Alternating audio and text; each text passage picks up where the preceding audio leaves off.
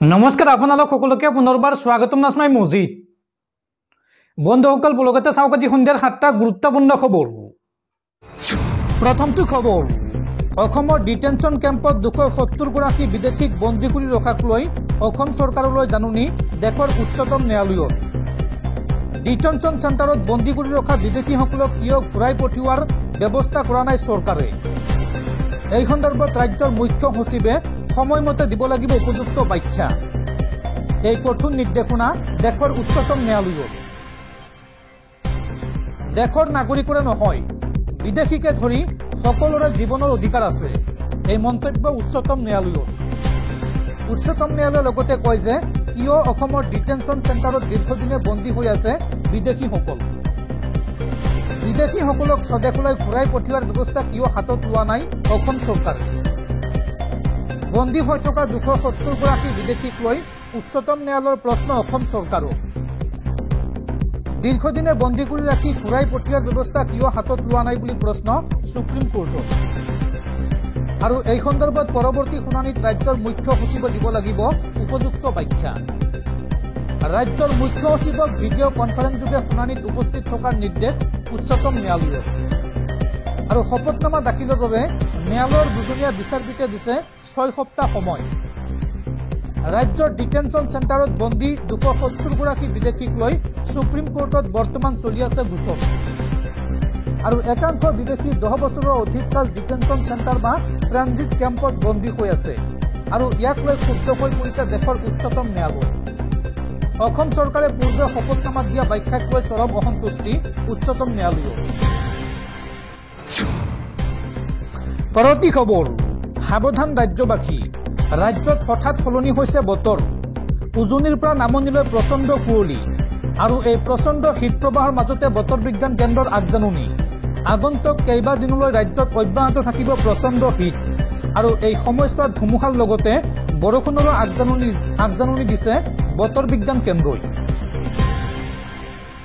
ৰাজ্যত হঠাৎ সলনি হৈছে বতৰ। উজনিৰ পৰা নামনিলৈ পৰিছে প্ৰচণ্ড কুঁৱলী। আৰু কুঁৱলীৰ বাবে দিয়া হৈছে বতৰ বিজ্ঞান কেন্দ্ৰৰ তৰফৰ পৰা সতৰ্কবাণী। কুঁৱলীৰ লগতে আগন্তুক কেইবাদিনলৈ হ'ব পাৰে প্ৰচণ্ড ধুমুহা বৰষুণ। আৰু আগন্তুক কেইবাদিনলৈ বতৰৰ এনে ৰূপ ধাৰণ কৰাৰ আশংকা প্ৰকাশ কৰিছে বতৰ বিজ্ঞান কেন্দ্ৰই। পৰৱৰ্তী খবৰ, ড্ৰাইভিং লাইচেন্সক লৈ মুখ্যমন্ত্ৰী হিমন্ত বিশ্ব শৰ্মাৰ ডাঙৰ ঘোষণা। নতুন বছৰত ড্ৰাইভিং লাইচেন্স লাভ কৰাৰ নতুন নিয়ম বলবৎ কৰা হৈছে ৰাজ্যত। এতিয়াৰ পৰা DTOৰ কাৰ্যালয়ে আৰু আপোনাক নিদিয়া ড্ৰাইভিং লাইচেন্স। জানি লওঁ আহক অচিৰাই ৰাজ্যত আহিবলগীয়া কি এই নতুন নিয়ম। DTOৰ কাৰ্যালয়ে আৰু আপোনাক নিদিয়া ড্ৰাইভিং লাইচেন্স। ড্ৰাইভিং লাইচেন্সক লৈ মুখ্যমন্ত্ৰী হিমন্ত বিশ্ব শৰ্মাৰ ডাঙৰ ঘোষণা।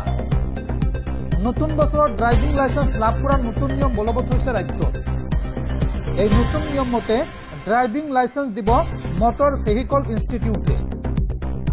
ৰাজ্যৰ 126টা সমষ্টিতে থাকিব এনে মটৰ ভেহিকল ইনষ্টিটিউট। আপোনাৰ সমষ্টিত থকা ইনষ্টিটিউটখনৰ অধ্যক্ষই দিব ড্ৰাইভিং লাইচেন্স। আৰু উপযুক্ত প্ৰশিক্ষণ প্ৰদান কৰিহে লাইচেন্স ইছ্যু কৰিব এই ইনষ্টিটিউটখনে। ইনষ্টিটিউটখনে নিয়ম নামানিলে ব্যৱস্থা ল'ব ৰাজ্যৰ পৰিবহণ বিভাগে।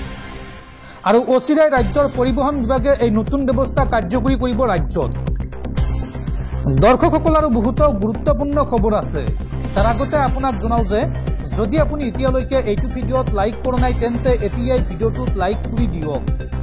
আৰু এনেকুৱা ধৰণৰ ভিডিঅ'সমূহ নিতৌ চাবলৈ চেনেলটো ছাবস্ক্ৰাইব কৰি কাষত থকা বেল আইকনটো প্ৰেছ কৰি ৰাখক। পৰৱৰ্তী খবৰ, আমেৰিকাৰ ৰাষ্ট্ৰপতি ৰূপে শপত লৈ বিপদত পৰিছে ডনাল্ড ট্ৰাম্প। মাৰ্কিন ৰাষ্ট্ৰপতি ডনাল্ড ট্ৰাম্পৰ বিৰুদ্ধে ৰুজু কৰা হৈছে গোচৰ। আমেৰিকাৰ 22খন ৰাজ্যই গোচৰ ৰুজু কৰিছে ডনাল্ড ট্ৰাম্পৰ বিৰুদ্ধে। ৰাষ্ট্ৰপতি ৰূপে শপত লৈ বিপদত পৰিছে মাৰ্কিন ৰাষ্ট্ৰপতি ডনাল্ড ট্ৰাম্প। মাৰ্কিন ৰাষ্ট্ৰপতি ডনাল্ড ট্ৰাম্পৰ বিৰুদ্ধে ৰুজু কৰা হৈছে গোচৰ। আমেৰিকাৰ 22খন ৰাজ্যই গোচৰ দিলে ট্ৰাম্পৰ বিৰুদ্ধে। ডেমক্ৰেটিক অধ্যুষিত ৰাজ্যত ৰুজু কৰা হৈছে এই গোচৰ। শপত লৈ নাগৰিকত্বক লৈ ট্ৰাম্পে লৈছিল বিশেষ সিদ্ধান্ত। জন্মসূত্ৰে আমেৰিকান নীতি প্ৰত্যাহাৰ কৰিছিল ডনাল্ড ট্ৰাম্পে। আৰু ইয়াৰ পিছতে আমেৰিকাত আৰম্ভ হৈছে বিষদগাৰ কলম্বিয়া সান ফ্ৰান্সিস্কোত এই সন্দৰ্ভত গোচৰ ৰুজু কৰা হৈছে ডনাল্ড ট্ৰাম্পৰ বিৰুদ্ধে লগতে বষ্টন আৰু সিয়াটলৰ আদালততো ৰুজু কৰা হৈছে গোচৰ তুলিলে আমেৰিকান চিভিল লিবাৰ্টিজ ইউনিয়নে আৰু ডনাল্ড ট্ৰাম্পৰ এই সিদ্ধান্তৰ ফলত 18,000 প্ৰবাসী ভাৰতীয়লৈও আহিছিল শংকা 47 সংখ্যক আমেৰিকাৰ ৰাষ্ট্ৰপতিৰূপে শপত লৈ এই সিদ্ধান্ত লৈছিল আৰু ডনাল্ড ট্ৰাম্পৰ এই সিদ্ধান্তৰ ফলত আমেৰিকা যুক্তৰাষ্ট্ৰৰ 22খনকৈ ৰাজ্যই ইতিমধ্যে ডনাল্ড ট্ৰাম্পৰ বিৰুদ্ধে ৰুজু কৰিছে গোচৰ পৰৱৰ্তী খবৰ পঞ্চায়ত নিৰ্বাচনক লৈ পুনৰ ডাঙৰ ঘোষণা প্ৰাৰ্থী বিচাৰি নাপাই পঞ্চায়ত নিৰ্বাচন পিছুৱাইছে বিজেপিয়ে সন্মুখত বিপদ দেখি পঞ্চায়ত নিৰ্বাচন পিছুৱাইছে বিজেপিয়ে গ্ৰাম্য অঞ্চলত ভোট বিচাৰি গলে মহিলাসকলৰ প্ৰশ্নৰ সন্মুখীন হ'ব বিজেপি পঞ্চায়ত নিৰ্বাচনক লৈ এই বিস্ফোৰক মন্তব্য যোৰহাটৰ কংগ্ৰেছী সাংসদ গৌৰৱ গগৈ বিপদ সন্মুখত দেখি পঞ্চায়ত নিৰ্বাচন পিছুৱাইছে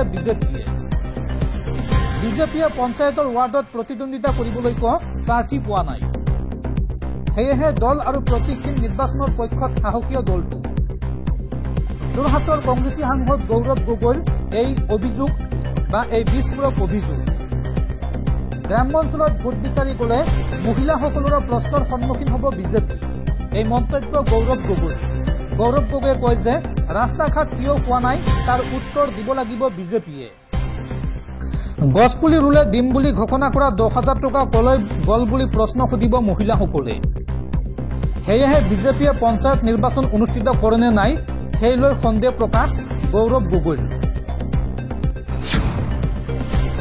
পৰৱৰ্তী খবৰ দেশৰ ক্ৰীড়াপ্ৰেমীলৈ ভাল খবৰ ইংলেণ্ডৰ বিৰুদ্ধে প্ৰথমখন টি20ত ভাৰতৰ দুৰ্দান্ত জয় 43টা বল বাকি থকা অৱস্থাতে 7 উইকেটত জয়লাভ কৰে টিম ইণ্ডিয়াই কমেণ্ট কৰি টিম ইণ্ডিয়াক জনাওক শুভেচ্ছা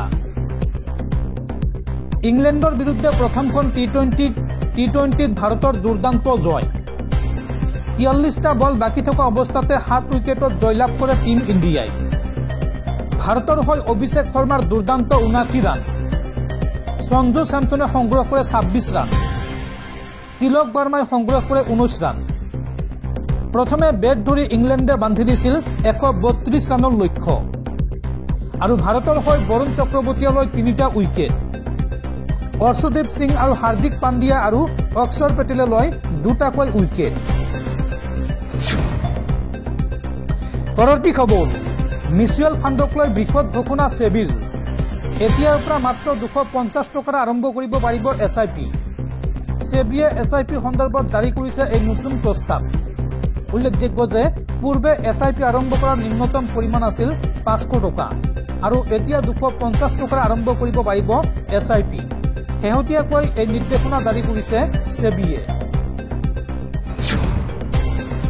পৰৱৰ্তী খবৰ সাৱধান ৰাজ্যবাসী অতি জৰুৰী নহলে ঘৰৰ পৰা নোলাব আপুনি এইবাৰ প্ৰদূষণৰ ক্ষেত্ৰত দিল্লীতকৈ আগত গুৱাহাটী ডাঠ কুঁৱলী সদৃশ আৱৰণে ঢাকিছে গুৱাহাটী মহানগৰী ৰাজ্যৰ কেইবাটাও অঞ্চলক লৈ ভয়ংকৰ তথ্য প্ৰকাশ প্ৰদূষণ নিয়ন্ত্ৰণ বৰ্ডৰ সাৱধান ৰাজ্যবাসী অতি জৰুৰী নহলে ঘৰৰ পৰা নোলাব আপুনি এইবাৰ প্ৰদূষণৰ ক্ষেত্ৰত দিল্লীতকৈ আগত গুৱাহাটী ডাঠ কুঁৱলী সদৃশ আৱৰণে ঢাকিছে গুৱাহাটী মহানগৰী অসমক লৈ কেন্দ্ৰীয় প্ৰদূষণ নিয়ন্ত্ৰণ বৰ্ডে দিছে উদ্বেগজনক তথ্য বায়ু প্ৰদূষণৰ ক্ষেত্ৰত দেশৰ ভিতৰতে শোচনীয় অৱস্থা অসমত অভিলেখ ৰচি দেশৰ ভিতৰতে শোচনীয় অৱস্থা বৰ্ণিহাটত গুৱাহাটীৰ দাঁতিকাষৰীয়া বৰ্ণিহাটত বুধবাৰে একিউআই আছিল 392 বুধবাৰে দিল্লীৰ একিউআই 260ৰ বিপৰীতে গুৱাহাটীৰ একিউআই আছিল 290 আৰু অভিলেখ ৰচি বুধবাৰে নগাঁৱৰ একিউআই হলগৈ 280 বুধবাৰে বিয়লি 4 বজাত অসমৰ 4 চহৰৰ একিউআই অৱস্থা অতি শোচনীয় 24 ঘণ্টাৰ তথ্যমতে গুৱাহাটী নগাঁও নলবাৰীৰ একিউআই আছিল অতি পৰ নিৰ্মাণজনিত কাম কাজ আৰু গাড়ী মটৰৰ ধোঁৱাই আনিছে ভয়ংকৰ বিপদ বতাহত অহা ব্ৰহ্মপুত্ৰৰ ধূলিও প্ৰদূষিত কৰিছে গুৱাহাটীৰ বায়ু শেহতীয়াকৈ এই তথ্য প্ৰকাশ কৰিছে কেন্দ্ৰীয় প্ৰদূষণ নিয়ন্ত্ৰণ বৰ্ডে পৰৱৰ্তী খবৰ জিএমচিএইচত পুনৰ ভয়ংকৰ ঘটনা কল বিক্ৰেতাৰ আক্ৰমণত আঘাতপ্ৰাপ্ত গুৱাহাটী চিকিৎসা মহাবিদ্যালয়ৰ ডাক্তৰ গুৱাহাটীৰ এজন কল বিক্ৰেতাই বুধবাৰে ভঙাগড়ত এজন চিকিৎসকক নিৰ্মমভাৱে আক্ৰমণ কৰি আহত কৰে আৰু পৰৱৰ্তী সময়ত আৰক্ষীয়ে অভিযুক্তক আটক কৰে গুৱাহাটী চিকিৎসা মহাবিদ্যালয় আৰু চিকিৎসালয়ৰ চিকিৎসক ডাক্তৰ হিমাংশু ৰাজবংশীক লক্ষ্য কৰি কল বিক্ৰেতাই কেচিৰে আক্ৰমণ কৰে আহত চিকিৎসকজনক ততাতৈয়াকৈ জিএমচিএইচৰ জৰুৰীকালীন ৱাৰ্ডলৈ লৈ যোৱা হয় আৰু তাতে ৰাজবংশী চিকিৎসাধীন হৈ আছে ইফালে ইমদাদুল হক নামৰ অভিযুক্তজনক ভঙাগড় আৰক্ষীয়ে আটক কৰে